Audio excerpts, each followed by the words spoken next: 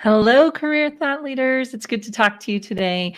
And we are going to be talking about the now, the new, and the next in interviewing. So, we have been talking about interviewing for the last few weeks. And today we're going to talk about one psychological concept that can really help your clients stand out. And a second concept that I learned in the sales world, but it's really just good communication, has nothing to do with sales. And we're going to talk about that as well. So if you're joining me today, drop a note in the chat. Tell me where you're joining from. If you're watching the replay, drop that note in the chat as well and let me know that you're watching the replay. And what do we want to know about interviewing to really show up in a way that we connect with the people on the other side? So we've been talking about this a little bit just in terms of how do you connect with the interviewers? That's really why you're there, not necessarily to show that you're qualified. They already read your resume. They know you're qualified. In the interview, they may be checking to see if that is real, how deep it is, some of those things, but they're really not expecting you to wow them with your qualifications. They're expecting to connect with them about what it is that they want to know. And that is, are you a good fit for the business? Are you a good fit to work with? Do I want to work with you all day? If we have to go on a business trip, do I want to travel with you? All of those things are what we're looking for when we're in an interview. Hello. See some more of you have joined, so feel free to drop in the chat where you're joining us from. I look forward to saying hello, and then I'm excited to just talk today about what's going on in the world of interviewing and how we can help people connect with their interviewers. Okay, awesome. And now I can see your comments too. Hi, Diane. Hi, Norma. Good to see you today.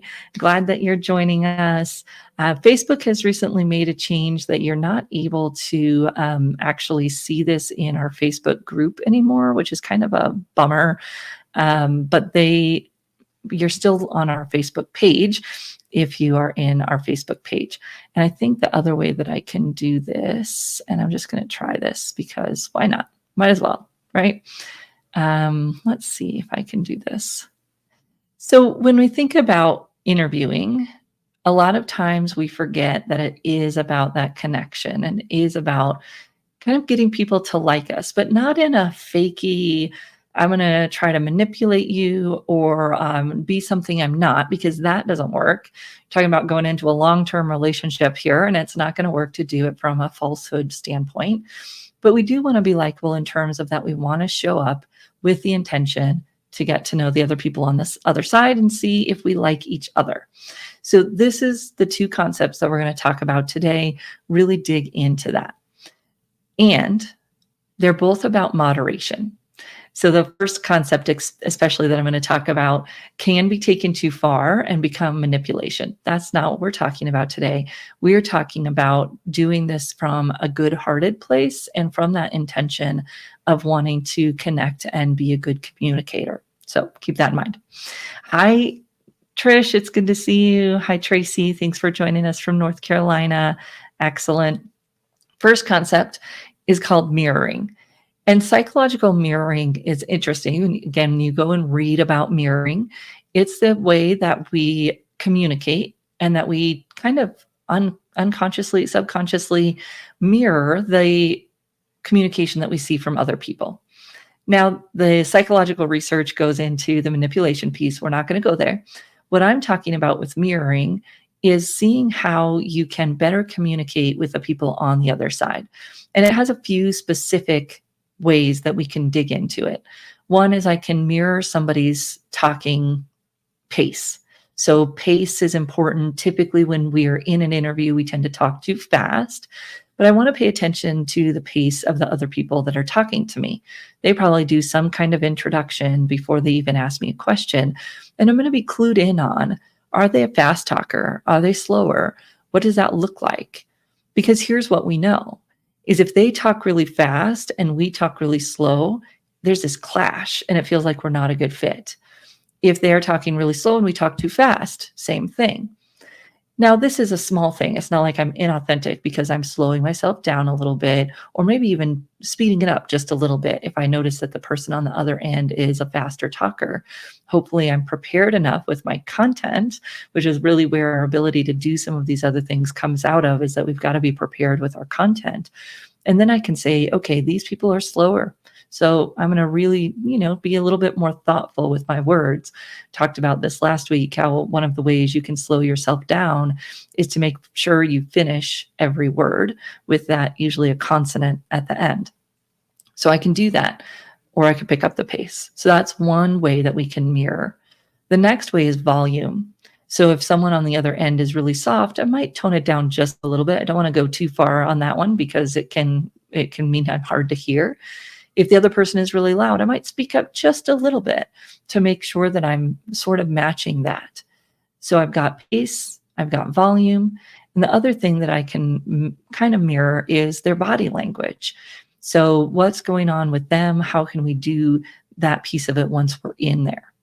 There's a few other things that we can mirror that we have to prepare for before we go in. And these are some that we've been talking about for a while, but just in a different way.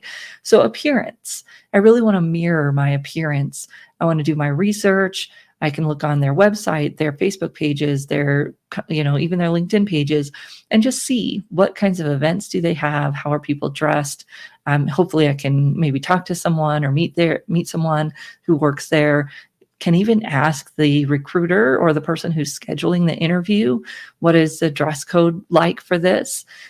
Just want to have some idea of how to somewhat mirror that dress. Now, I recommend, and I'd love to hear what those of you who are watching say, but I recommend people take it kind of a one step up. So if everybody's wearing shirts and shorts, you probably want to wear, at least a button-down shirt and some nicer pants.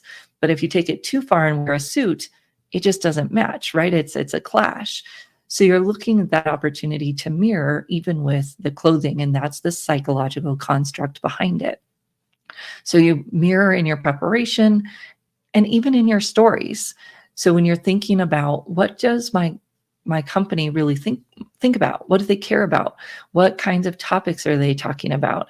Am I interviewing with engineers or with HR people? All of those knowledge pieces can then help me better tailor what I'm talking about so that it's matching what the other person cares about. And that's not about inauthenticity. It's about communication and connection. And I'm still going to show up as who I am. They're still going to be my stories, but the way in which I tell them and the pieces that I choose to tell, and even some of the language that I use, can all be thoughtfully chosen so that it makes sense and connects and engages the person on the other side. When we don't do that piece, we can feel like we didn't prepare. We can feel like we're not a good fit. Can just feel like we're coming kind of out of third base or whatever you want to say, that it just doesn't make sense. And even that, I used a metaphor or simile, whatever they are. You want to think about that as well when you're communing and talking and using your stories. I've been more aware of that recently because I've used some, colloquial type phrases, and my 7-year-old will go, well, what does that mean? Because they're not aware, and that can feel very alienating to the other person that you're talking about, and you don't want that in an interview. So you're putting all of this together in your preparation so that then when you step in, you've got those tools in your back pocket. Now, it's interesting. There are a few tools that we can use when we're interviewing. Yoodli is one of them that we use. YOODLI. I know that many of you on the call are familiar with that because they have been a friend of Career Thought Leaders for a while. And they will actually tell you when you've used non-inclusive language. So if I say guys, yes, that's a common phrase, but it's also very not inclusive. And especially if I'm interviewing with a panel full of women, it's going to not even really consciously, but feel weird to them that that's the language that I'm using, whether I'm a male or a female. So those types of phrases, it can help us think about, which I love. And if we're thinking about what is the language I want to use as I'm going into it, we can catch some of that for ourselves.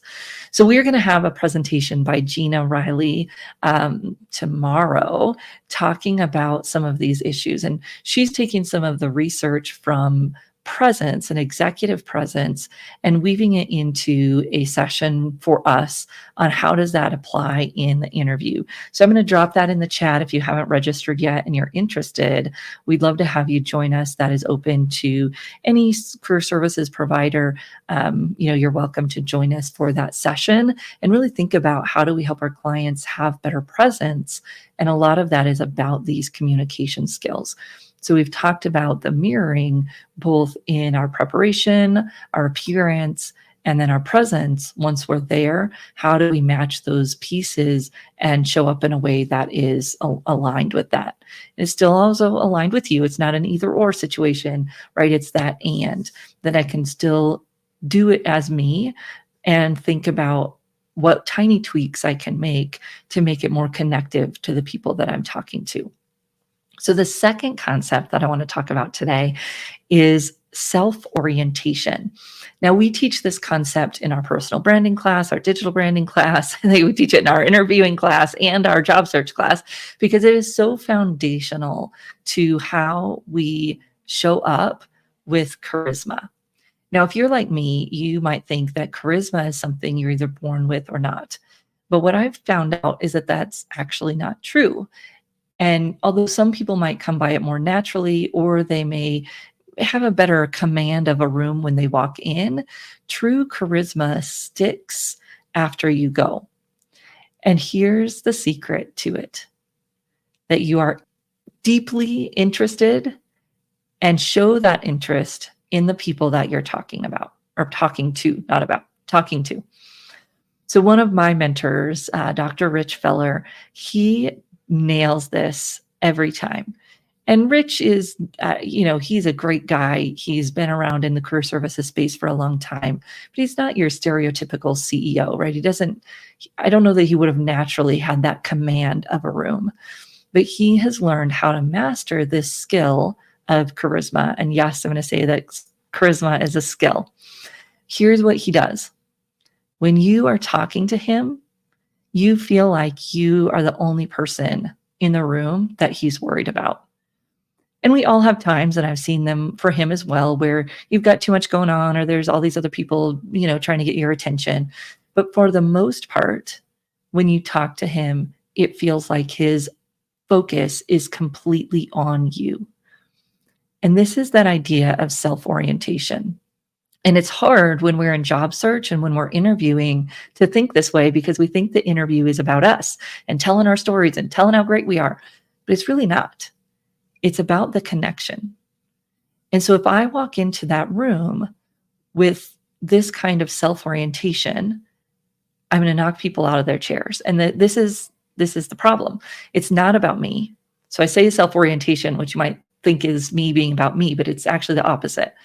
So self-orientation means that when I come into a conversation, my main goal is to figure out, what do you need? What's working for you? What's going on in this situation? It's that curiosity around the other person or the other people. And that genuine curiosity that you bring with a pretty soul focus on the other person is magnetic. And when you think back about people that you just enjoy being with, you'll probably see that there is that thread. Now, there's also a part of it where you have to share and connect and be a part of the conversation. It's not like you can just ask questions. You have to also be ready to share and engage and share things that are relevant to the other person. And when it really sparks, it's this feeling that other person has a genuine concern for you, has a genuine care about what's going on for you. And shouldn't our interviewers automatically have that, right? They want to learn about the company. They want to learn the people that they're going to be working with. But what happens is they get very anxious about, what am I going to say? How am I going to show up? How am I going to perform? And we forget that it's really not about that. It's about seeing if this other person is someone I'd like to work with. And when we go in with that focus and that genuine curiosity and concern for others, it just flips everything around. And I encourage you to think about this when you go to a networking event, or even when you post on social media. Like I said, we have this concept in our social media class, because when you post for the purpose of helping others, it brings a whole different lens to what you're doing, why you're doing it, all of those things. And we genuinely think, of course, that we can help others, which is good. And then we show up with that intention, with that purpose. And when you're interviewing for a role, I'd encourage you to think about the same thing. You're not there to strut your stuff. Yes, you want to be prepared. You want to have your answers. You want to be able to genuinely share the value that you bring. But when you show up in that interview, it's really about creating a connection and learning about the other people. And when you do that, no matter how introverted you are or extroverted, charisma is not about that. It's that intention that you have to connect with the other person on the other side of the screen. So thinking about how you do that in the work that you do every day, whether it's in your business and selling your services, showing up on social media, obviously in your prospect calls with other people, when you can show up with that focus and that self-orientation, you really put other people at ease. And many of us as coaches and counselors, we're already good at this already. That's what helps us build rapport very quickly. We've got to make sure that we are also ready to communicate about ourselves when it's time. But it's that genuine focus on the other person that will create a lasting impression and help them stand out from others, help you stand out from the other coaches that people might be talking about or talking to, so that you can make a difference and in that connection and in their long-term work with other people. Preparing also for our certified interview and compensation negotiation coach. I just did my live stream yesterday, my radio show, on the kind of this process of interview preparation and how we want to think about presence. And it just gets me thinking about the salary negotiation piece of it, that everybody wants to talk about salary negotiation, but they don't really want to talk about the part that gets you there.